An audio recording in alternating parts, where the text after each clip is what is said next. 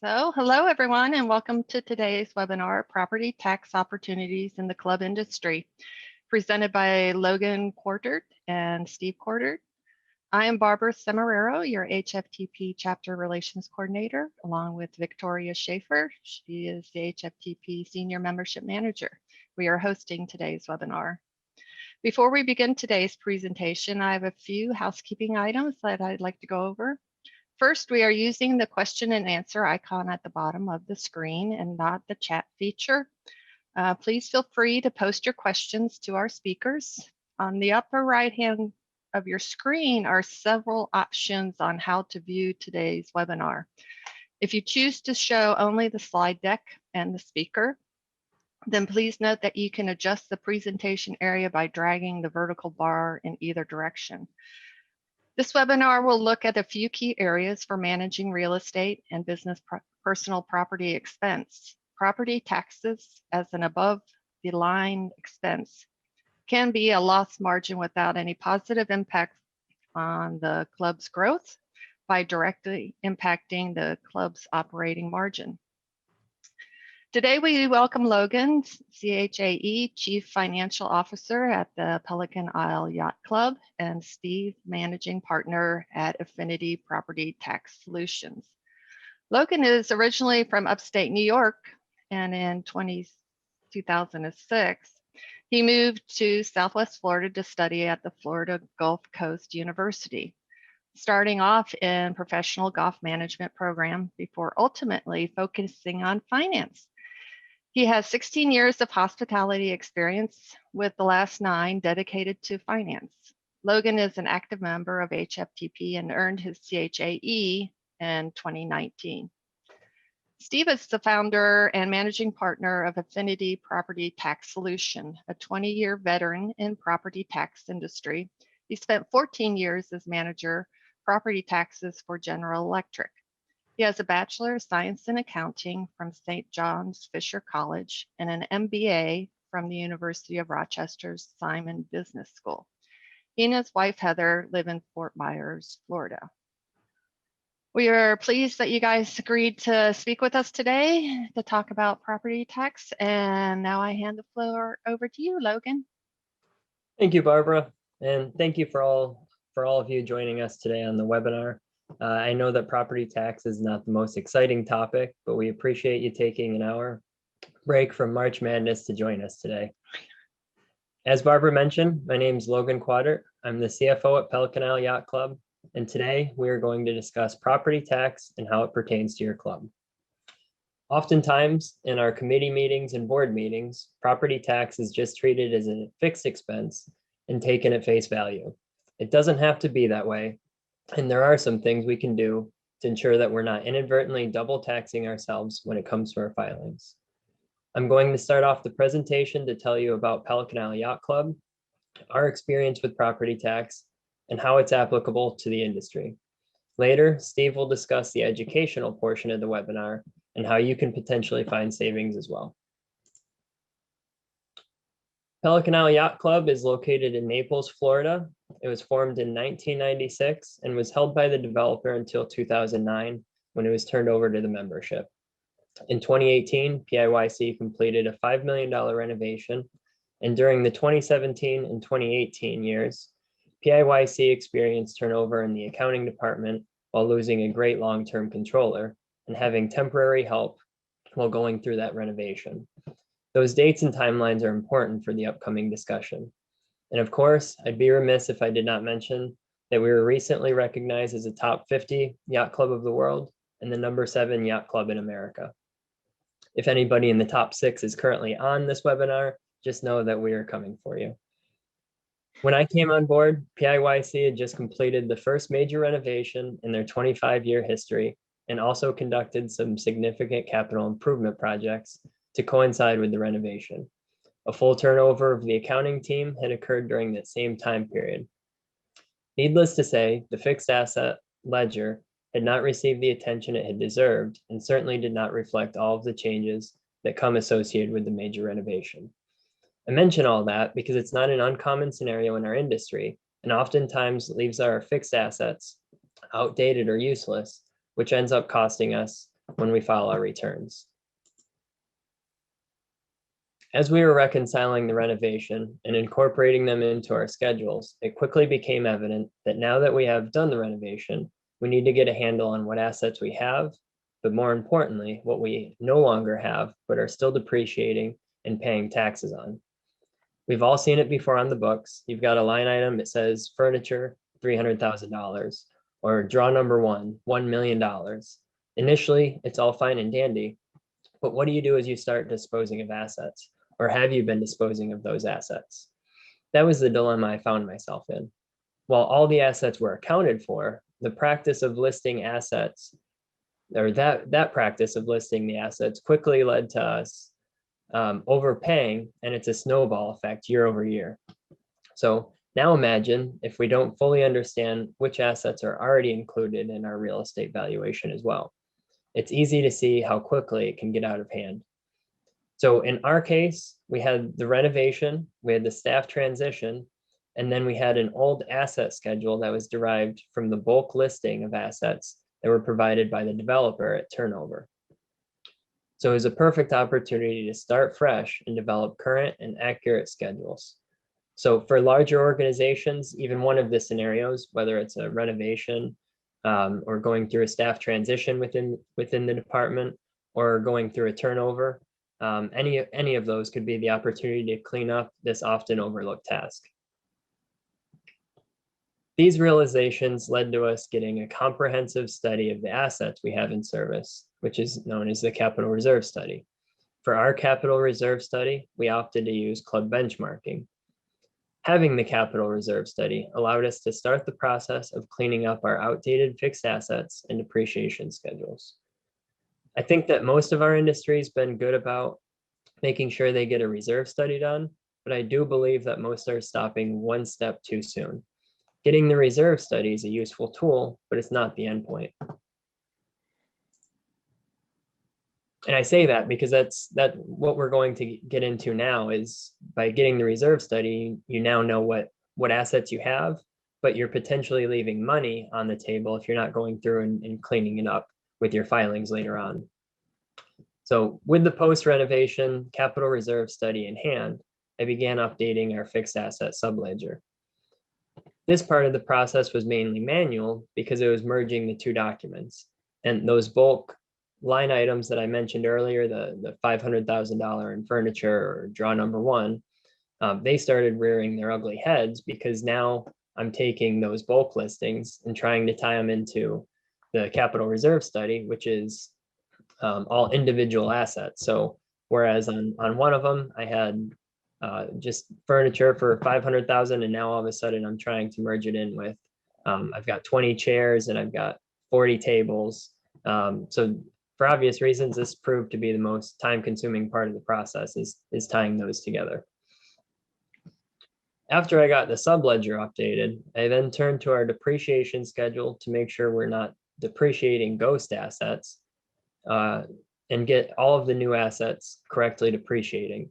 So again, for us, this was all done through spreadsheets because we don't have an asset management software like a Thomson and Reuters or a Sage or any of the other ones out there. So all of our schedules and depreciating are on Excel spreadsheets. So with the ledgers and the depreciation schedule now both accurately representing our assets that we own, we then cross-examined how we've been filing for TPP, tangible personal property tax. In our case, there were assets that did not belong on there, as well as now disposed of items. So I was fortunate enough to have a pretty strong connection with the managing partner of Affinity Property Tax Solutions, who happens to be on the call with us and happens to share a last name. And I would be his younger brother. No, he's much older and much uglier. But that's besides the point. So as soon as we were starting to go through this, I called them up and we sought Affinity for counsel.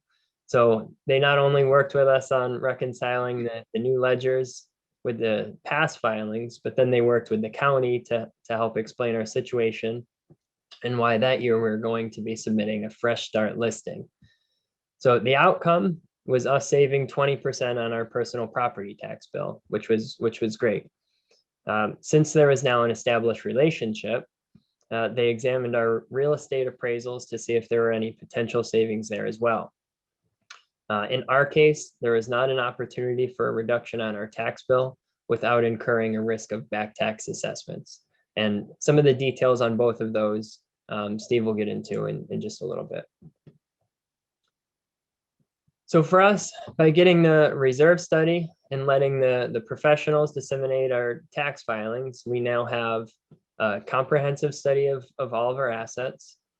I just mentioned we'd save 20% on our tax bill, which in this case, we could use some of that money to help offset the expense of the capital reserve study that we had just done. I personally saved time on filing the TPP as Affinity was handling that. And we outsourced these processes while increasing our operating margin. And finally, we completed our fiduciary responsibility of ensuring we're not overtaxed or double taxed on assets that should not be listed on personal property. And we had a full evaluation of our real estate tax bill. So the bottom line is most of us are not property tax experts. We're experts in understanding industry trends, key benchmarks for the hospitality industry, and managing boards and member expectations. Whereas corporate America has dedicated teams to focus on tax, where we wear multiple hats along the way. As a result, we may be overtaxing ourselves or unable to dedicate the time towards reviewing the given appraised values of our land and assets. This is where an outside firm like Affinity can come in and help find savings. The worst case scenario is you find out you're filing everything perfectly and it doesn't cost you a thing. The best case scenario is you're able to realize some savings, either to help pay for a new reserve study or drop it straight to the bottom line. Now I will turn it over to Steve to tell you a little bit more about property tax. Well, thank you, Logan, and thank you, Barb and Victoria, for having me here today, and the members that have logged in today. Appreciate it. We'll try to keep it short, sweet, and to the point. As Logan pointed out earlier, nobody on this call is probably a property tax expert, and I'll let you in on a little secret there. It's because you have real jobs. You have real jobs, you don't do property tax for a living. So, and that's probably a good thing for you, because once you start property tax, it's just a bottomless pit. You get sucked in and you stay there forever.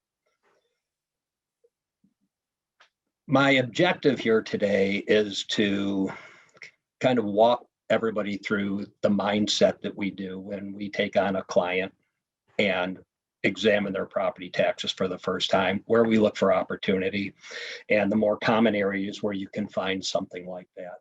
Before we start with that, though, let me just give a little bit of property tax 101 background here.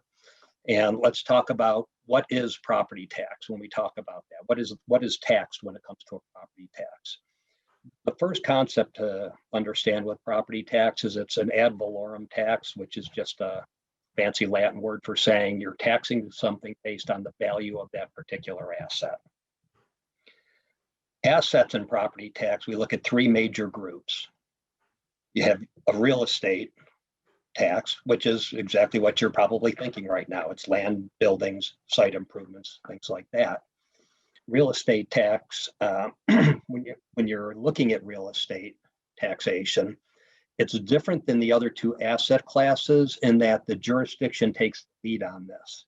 There's not typically a requirement for you to initiate any kind of activity on the county's behalf or your jurisdiction's behalf. I kind of say county by default because that's the assessing authority in Florida here, but it could be your local municipality, it could be the county, it could be whatever.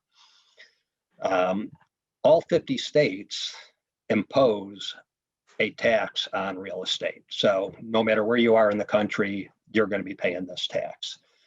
Valuation is, again, typically, you'll hear me say this a lot, there's no absolute rules in property tax, but if you look at January 1st, that's the date that the vast majority of the jurisdictions take a snapshot of the value of your property. So what was the condition of your property as of January 1 of any given year? And what conditions contributed or detracted from value as a result of that snapshot in time? When the county is setting your value, like as I discussed, they're doing it proactively on their part. They're going to look at a bunch of different market information to try to come up with a proxy for what the fair market value would be. What would somebody pay if they were to come in and buy your club or your hotel, land, buildings, and all, but just for the sticks and bricks, no business value. And one of the points to really pay attention to during this talk is that your real estate assets, while the jurisdiction will set the value for those, you're still carrying them on your subledger. And I bring that up for a very important reason, because we're about to migrate over to the next asset class, which is business personal property. This is the stuff that you use to operate your business, whether it's a hotel or a country club. It's your washing machines, it's your desks, it's your tables, your chairs, your lawnmowers, everything you use to operate your business that's physically tangible and in service. Different than real estate in that you report your assets to the county based on the year it was acquired and the original cost for that asset. Those get placed on unique depreciation schedules. I say unique because they're not related to your book or tax books and the depreciation you use for that. Jurisdictions typically have their own set of depreciation tables that they use. Another idiosyncrasy with business personal property, assets never fully depreciate. Pretty much every jurisdiction that imposes a business personal property tax, and it's imposed in some shape, form, or another in 36 of the 50 states. They don't fully depreciate. The depreciation schedule will have a floor. If it's a 10-year, let's say it's a 10-year table, at year 10, you're down to 25% depreciation, or 25% good, 75% depreciated. Let me say that correctly. That will continue to forever. If you continue to report that asset, it will never be fully depreciated as you might look at on your subledger. And I'll just transition to the last asset class at this point. And it's really a subset of business personal property, but there's a handful of states, 14 in one way, shape, or another, that impose a tax on inventory. I'm not going to spend a lot of time on this call because I don't know that the inventory carrying values for clubs or hospitality industry are going to be high enough to be material, but you should be aware of it. Again, valuation is the same as your other assets are valued as far as time. It's still self-reported, just not as many states impose it. There's no depreciation applied. But when you're dealing with inventory, you want to make sure you're aware of the local statutes that allow carve-outs for value if they're applicable to you. We won't get too hung up on that right now. So we have real estate that is taxed in 50 states, business personal property taxed in 36, and inventory in 14. So let me give you a visual to help you. If you're not entirely sure what your state imposes, this might help a little bit.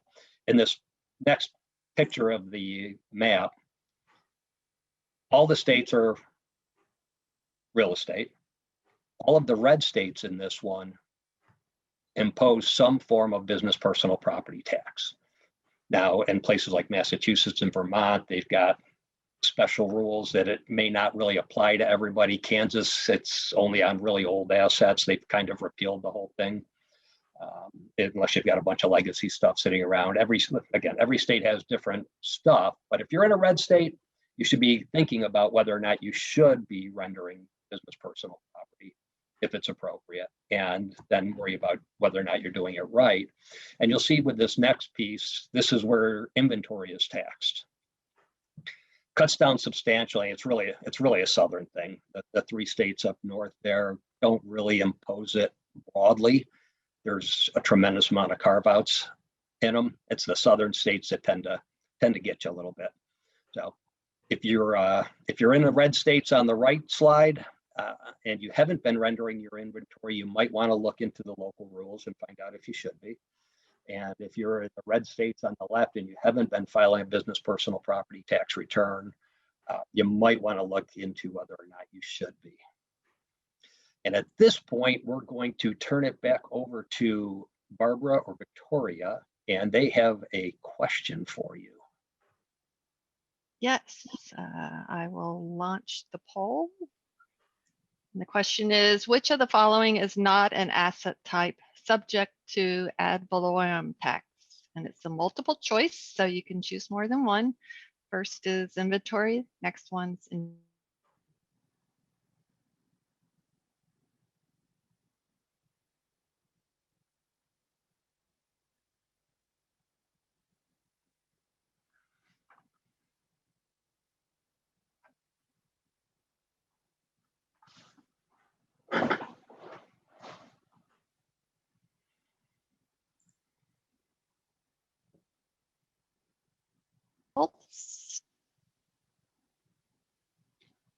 and inventory has 30%, intangibles 61, business property 3%, and real estate 15%.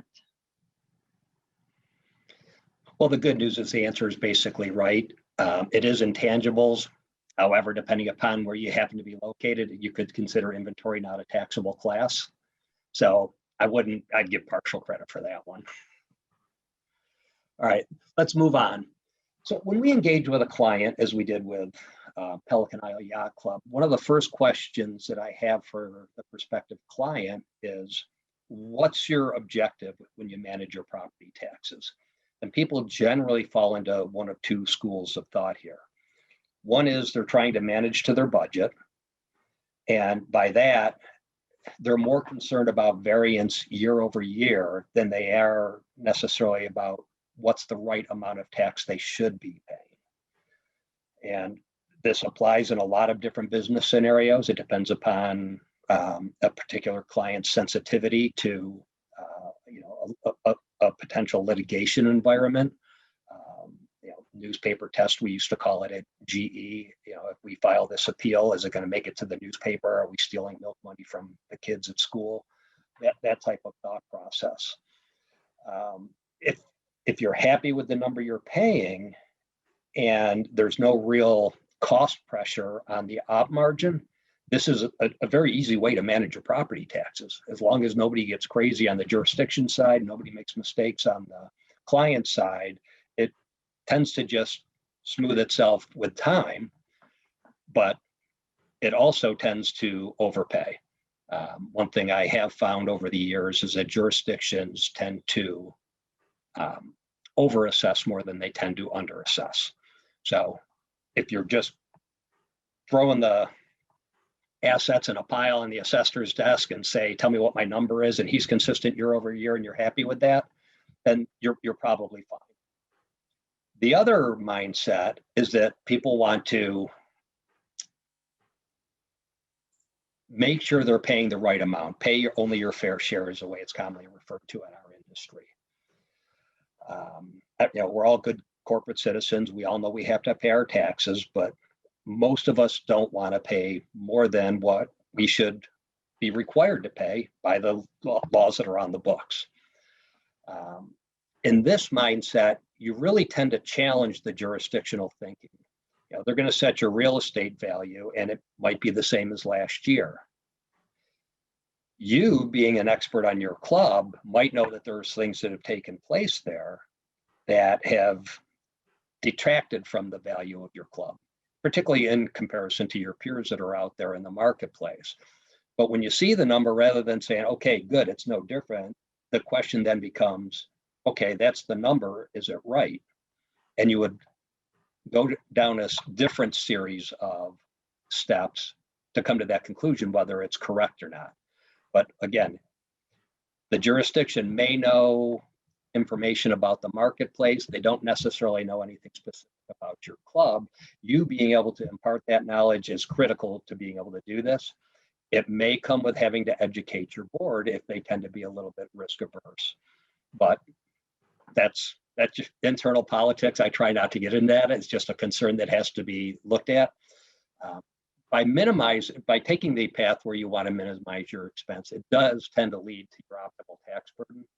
And hopefully that's what everybody's paying already anyhow. But if you're not, what we talk about here for the next couple of minutes, I certainly won't have any answers for you. Everybody's fact pattern is different, but the steps that we go through in looking at it, we can talk about. And if you have additional questions as you go down that path and you want to reach out, I think the last slide on this deck has contact information. I'm always willing to take a phone call or answer a quick email. So please feel free to pile on if you want to do that.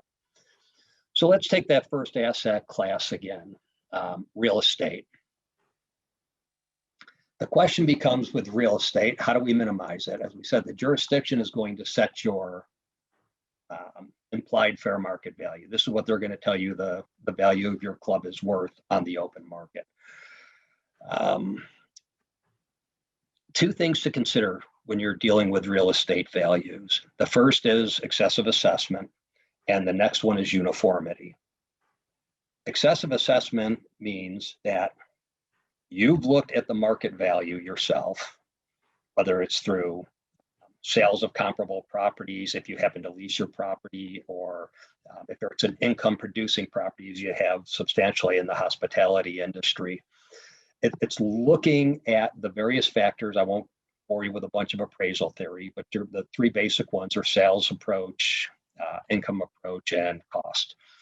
You're going to consider the ones that are relevant to your particular fact pattern, and you're going to take a look at what the market tells you your value should be, plus or minus any obsolescence that you know is going on with your property. So if I'm gonna pick on a golf course right now, and you get some invasive species of grass and it attacks all of your greens, and you know you've got a huge capital expenditure to come up, well, that impacts the overall value of your property. If you were to try to sell it, somebody's going to arguably pay less for damaged greens that have to be rebuilt than they would for perfectly healthy, otherwise good greens. That type of information you want to be able to pull in there. The key thing in my mind here, let's say you do all your analysis and you come up with your value, and the jurisdiction said it was $50 million, and your answer comes up with $40 million. That's great. Now you have to help the jurisdiction understand where they're wrong and you're correct. So, where I say it's not about being right, that's very true. It is about being persuasive. The next way to look at real estate is uniformity, and this might, unless you've got some appraisal background, this one is probably easier conceptually, because what you're going to do, and I'd be willing to guess most of you already know who your peer clubs are. Are you similarly situated to these 5 clubs or these 6 clubs? And then looking at their assessment relative to your assessment, and are you being treated in a uniform manner? So just a slightly different way of looking at it. The two may overlap, certainly. If you're not uniform with the other clubs, then there's a very good chance you could have an excessive assessment. So they're not mutually exclusive, but you want to consider both. And just because everybody's uniform doesn't mean everybody's at the right value. But so, again, just the areas that we look at when we're doing this. And again, even if it's uniformity, it's not about being right. So when I go into an assessor's office to talk to them about a client's valuation, and notice I'm saying valuation, not taxes. The assessors don't set taxes, they set the value. Your municipal government sets the total budget, and your tax rate and your taxes are just a mathematical formula from there. So we're always dealing with value and property tax. They're not going to defend your property taxes, their value that they're putting on there. Persuading an assessor, and I'm going to do a couple of slides on this. The next one, to me, is exemplary of a trip to the assessor's office. And I'm going to let Logan go ahead and play this, and then I'll talk about it shortly afterwards.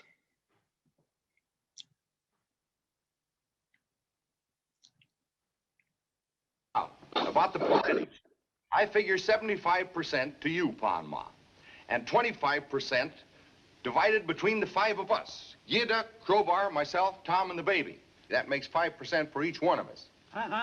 Billy, you're cheating yourself. If there's 25% divided among the 5 of you, that's 14% apiece. Oh, no, listen, Pa. I wouldn't cheat you. You know I wouldn't. Now, look here. I'll show you. Let me rub this out here. And now, 25 divided by 5 is 5. You see, 5 won't go into 2, will it? No. But 5 goes into 25 5 times, you see? No, you're wrong, Billy. Now, I'm a pretty good mathematician. Now, 5 into 25, 5 won't go into 2, will it? No. But 5 goes into 5 once. Now, we didn't use the 2 before, so we bring it down here. Now, 5 into 20 goes 4 times. There you are. 5 into 25, 14. No, look, Pa. Let me prove it to you now by multiplication. 5 times 5. 5 times 5 is 25. Billy, I'm surprised you're learning. Huh? I'm surprised that you're learning. Now I'll show you. 5 times 14 is 25. 5 times 4 is 20. 5 times 1 is 5. 25. That's it. No, look, Ma. Look, you're wrong there because I'll prove it to you. We'll put down 5 14s here. 14. There. Now I'll prove to you by addition that 5 14s is not 25. 4, 8, 12, 16, 20. 21, 22, 23, 24, 25. There you are. Better brush up, Billy. I don't want to see you boys cheated.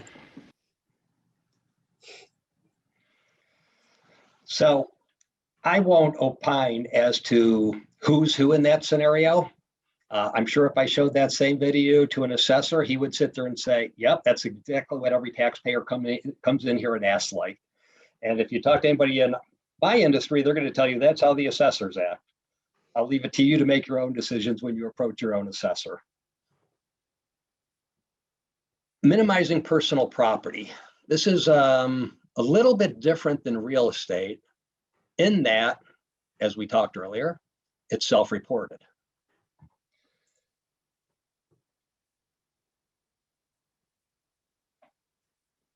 The things that we look at when we're looking at business personal property, first of all, are the assets that you're reporting actually there or not?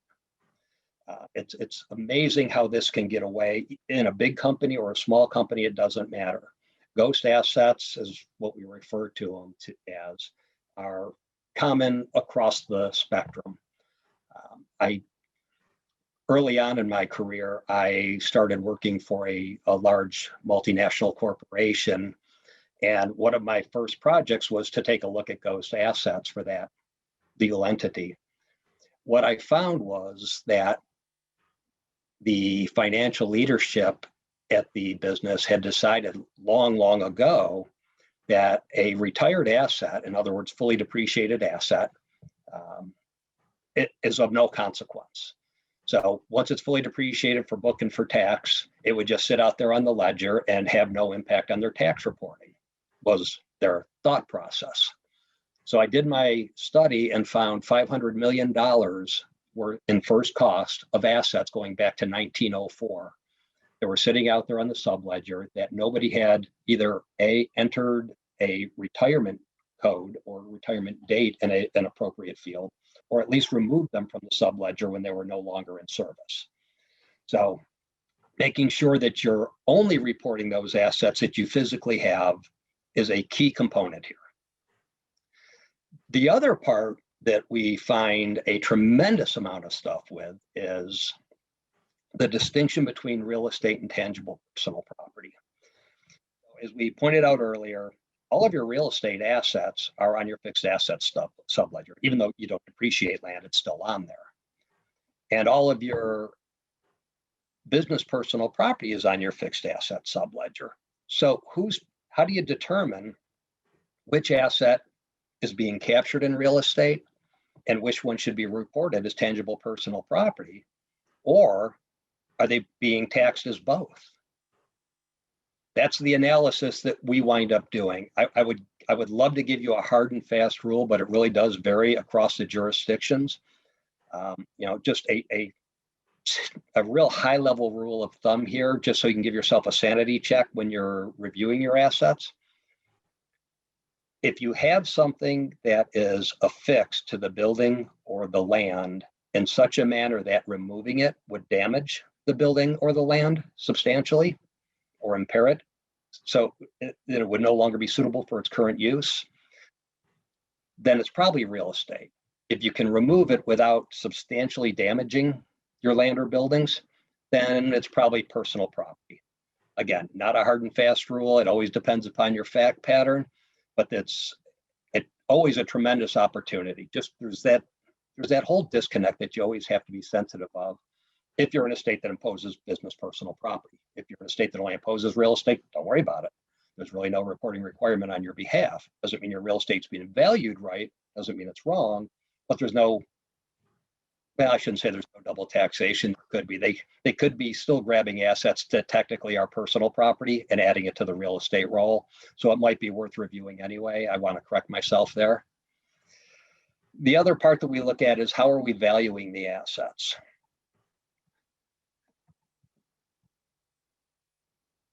Knowing your tables, as I said, the jurisdictions use their own tables. They will swear up and down that they are based on market information, how recently they reviewed those tables and how accurate they are to true market information is anybody's guess.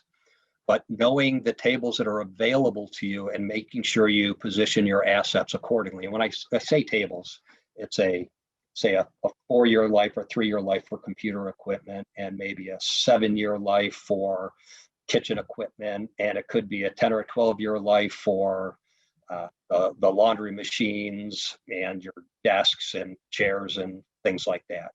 Making sure the right assets are on the right depreciation table so that you're getting the most accelerated depreciation possible is one of the keys to keeping your personal property tax liability to a minimum.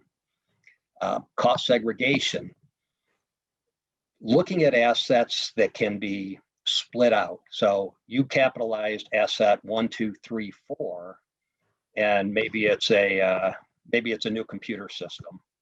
Well, that computer system is embedded with hardware and software, and depending upon where you are, that software may or may not be taxable, even though the hardware is. And even if it is taxable, it may be at a much faster depreciation schedule. So trying to understand those cost differences and shaving out value, assessed value wherever you can helps. Making sure that you understand in your jurisdiction what types of assets are subject to tax. Governments tend to use property taxation as a means of motivating action. Well, all taxation is a means of motivating taxpayer action, and the same is true of property tax. So if you're unsure, call somebody in our industry or call your local assessor and get their opinion of it. They're generally very willing to help out. The other thing you want to look at with valuation is factors outside your control, external obsolescence, if you want to call it that. 2020, a lot of businesses were shut down as a result of COVID. And you hear all kinds of the impact of what those shutdowns did. Property tax never raises to the surface of that discussion. So if you were severely impacted by it, the concept here behind economic obsolescence is really the concept behind business personal property tax to be good with. Businesses use the assets to generate income. The value of the asset is based on its ability to produce that income. That's why they tax the value of the asset. If something comes along that says you can't use that asset to produce the income for your business anymore, I would consider that asset to be impaired. I think most people would. So I'm a little redundant here between COVID and government action, because in this case, they tended to be the same thing. Or it may not have been the government that shut you down. It might have been a headquarters property that said, no, you're in a high risk area. We got to lock you down for 6 months and you can't use your club. Definitely something to be considered. We're taking those positions with most of our clients now that were impacted. What I found interesting here was that in a couple of the clubs that I talked to, while revenue was impacted as a result of COVID, profit margins weren't necessarily impacted because one of the first things to shut down was food and beverage. And if you're losing a certain amount of money on every plate served and you don't serve any of those plates, you're losing less money. Even though revenue is down, profit margins stayed flat or went up, and it was almost an offsetting penalty for them. The other thing to consider when you're looking at your valuation is overall industry hardship. I think that's probably applicable, particularly to our hospitality numbers today. I think it's pretty well documented the hotel industry took a massive dive because people weren't traveling and the restrictions on even having access to hotels, et cetera, et cetera. There's all kinds of valuation theory behind this. Be very cognizant of these issues and don't be afraid to have an honest discussion with your local assessor if you think you've been impacted by these and how they're dealing with them. And if you don't feel you're getting anywhere, then reach out to somebody in the industry and have them come in and vet the issue with you. Most of us would do that type of a vetting for you free of charge, just to kick it around. And, you know, if we identify an opportunity, we would hope you'd hire us. I think we are due for another question.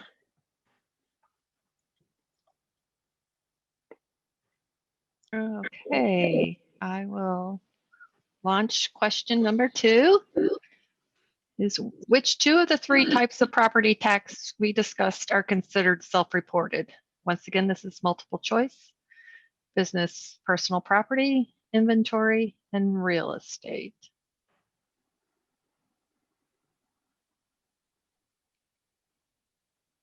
And it looks like most people have participated, so I will now end the poll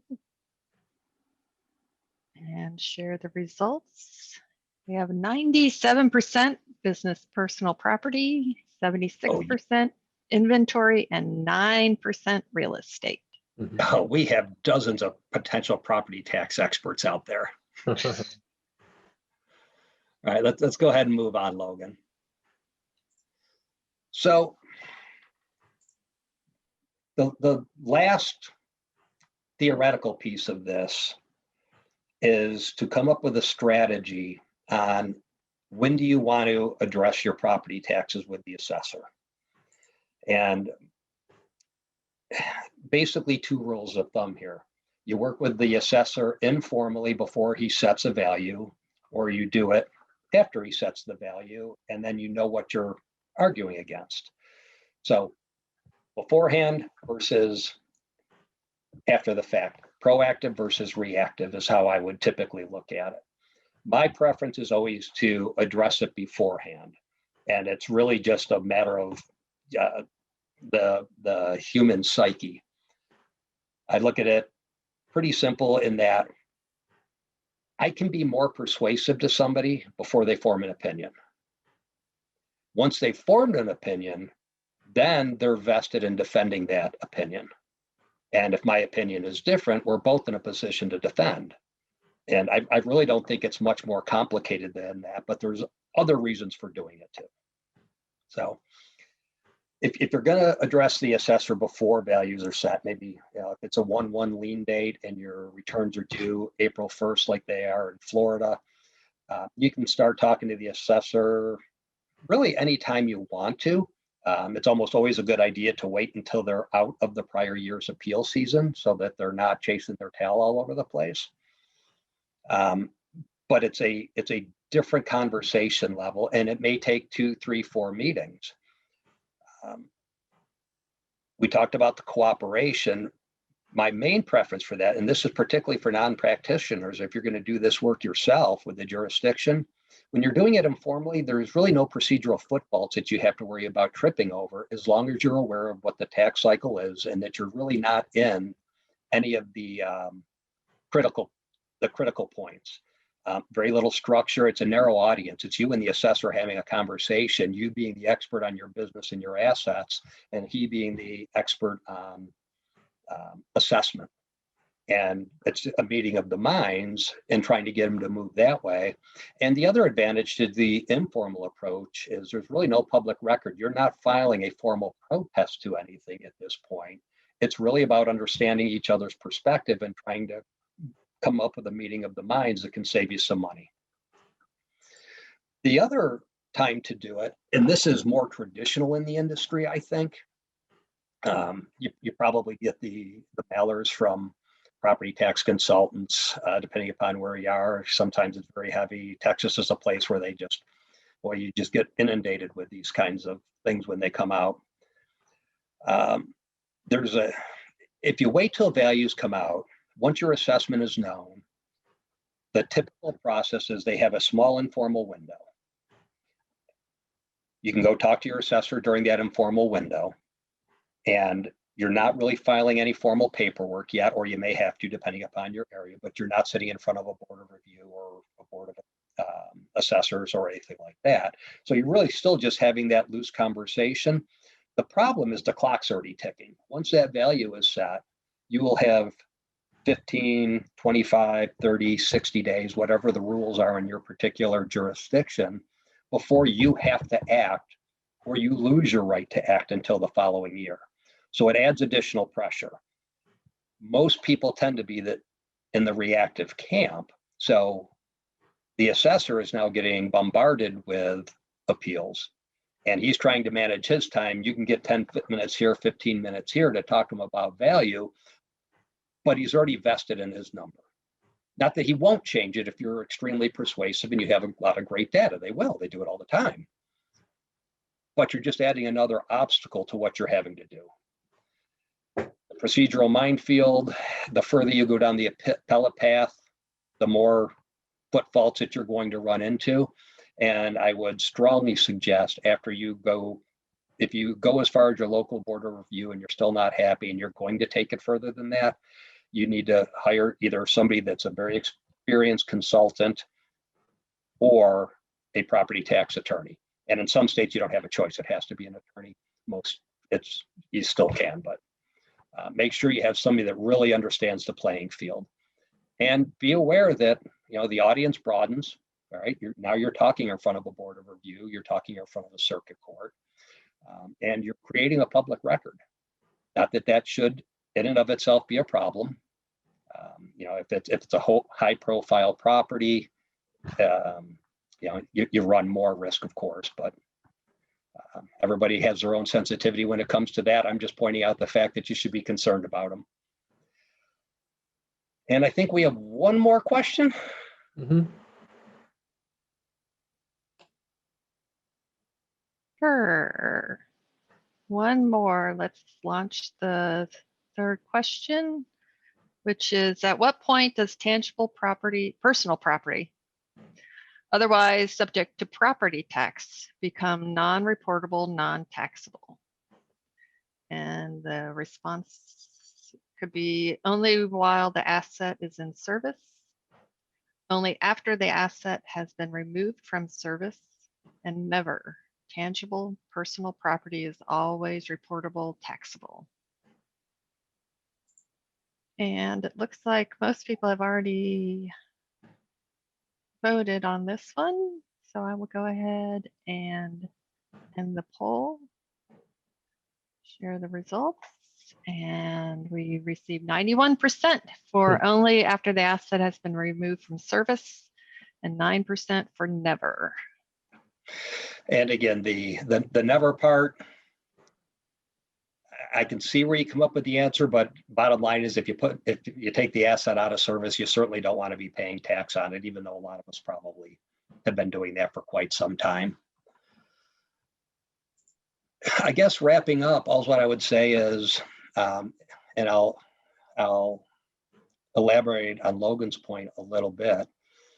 You're doing a lot of the necessary work behind the scenes in your industry, and having talked to people in the Capital Reserve Study Group companies, they don't even take it to the property tax level.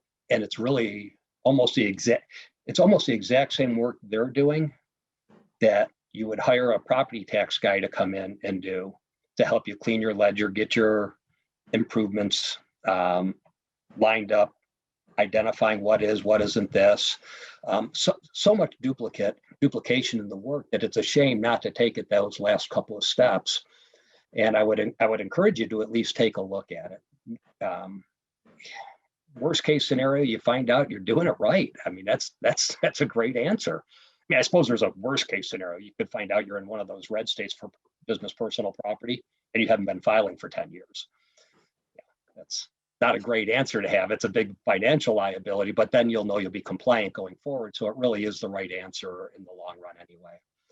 And I would suggest, or I'll offer to anybody, if you're going to go down this path and you have questions, please feel free to reach out. I'm more than happy to take a phone call or an answer an email at your convenience. And I think at this point, we've got just maybe 5 or 6 minutes left. I'll turn it over to any questions if we have them. Yes, we have a few questions. And let's see, the first one is for lease property with a $1 buyout. Do you suggest listing the assets on the TPP list or just having the lease in the lease section? That is going to depend upon what state you're in. If you want to send me specifics in a separate email, I can tell you what the local law says you have to do. Again, general rule of thumb, the assessors tend to go with the parties to the contract's intent. Not all states are that way. California has some very rigid rules about who has to report and pay on leased assets. But typically the assessors are live and let live as long as somebody's reporting and paying. So if you and Citibank are the lessor and lessee, and your contract says that the lessee reports and pays, then that's probably fine. But if you want the statutory answer to the question, send me that email and I'll be happy to give you the statute and the implications in your area. Okay, they responded it's Florida area, so that kind of gives you a heads up as to what. See, if I answer it now, you're going to see me go to my cheat sheet. Yeah, that's right. Yes. And then we have another one for both of you. What does it take to do a review at a club? Really, it's reaching out to a property tax consultant and explaining your situation and that let them know you want a review. I mean, I was trying not to selflessly plug myself like Logan did with Pelican earlier. But since you brought it up, if you want a review done, really, it's as simple as dropping me an email or a phone call. Let me know what your fact pattern is. It would take you sending me basically 3 things: the fixed asset subledger you use to file your return, the return itself, and some kind of a reconciliation telling me what you did to get from A to C. You do that, I can look at it in a matter of a few hours, maybe a couple of days, depending upon the backlog, and we can give you some idea of where you stand. No obligation, no contract to do it. We're happy to do it, just spread the knowledge, and if you see opportunity and you want to hire us, we'll work out something. Okay.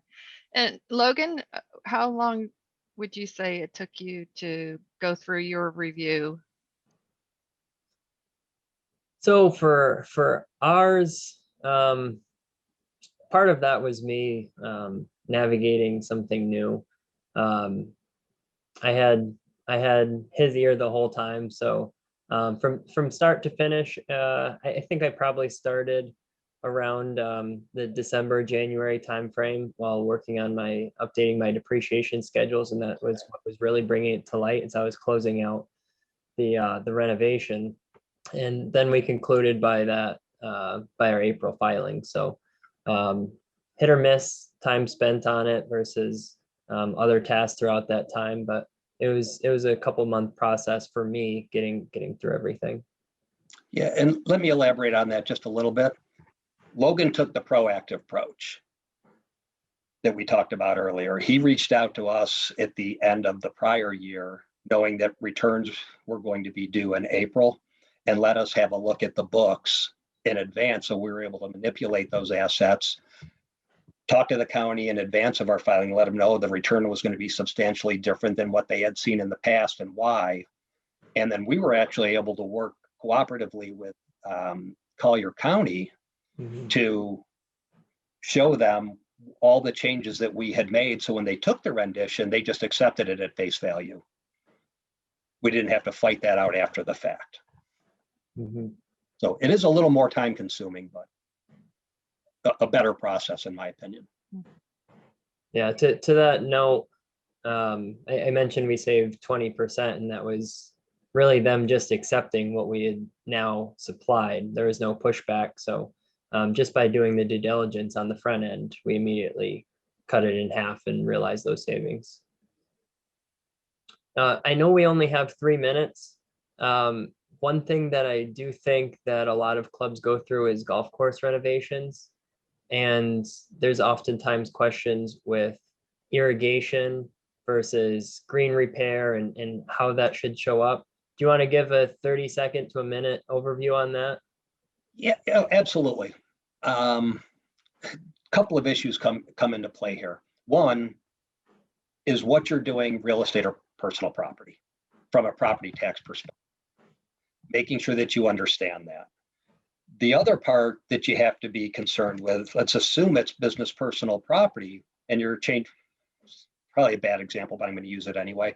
Let's just assume your irrigation is treated as business personal property where you are, and you got to change out your irrigation system. Somewhere on your fixed asset ledger, there's an old irrigation system. So what you don't want to wind up doing is reporting on the new one and not doing anything to retire the old one. So you're creating your own double taxation on irrigation, even though one of those systems is completely gone. So always make sure that if you're adding something to the club that's replacing something, there should be both an addition and a deletion in your property tax return. You know, if you're just adding 10 new golf carts that you went out and bought and you didn't retire 10 carts, you're just increasing capacity, not the case. But if you're putting 10 new ones in and throwing the 10 junkers out, you got to make sure those junkers are off your roll.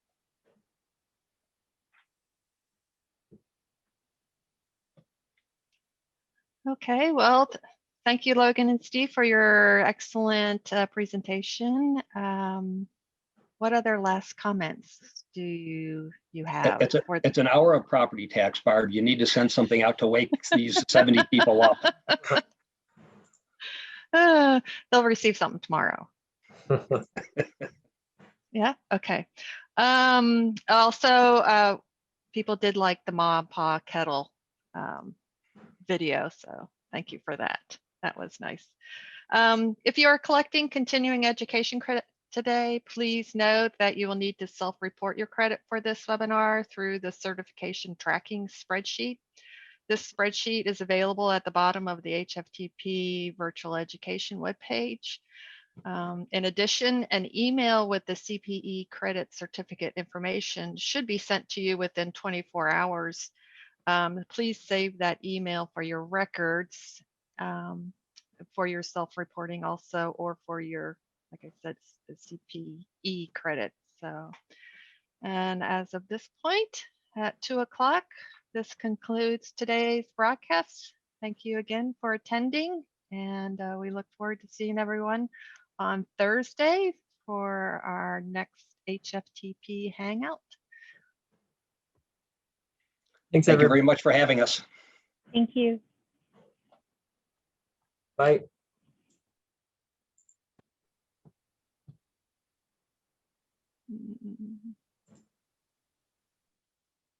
I stopped the recording.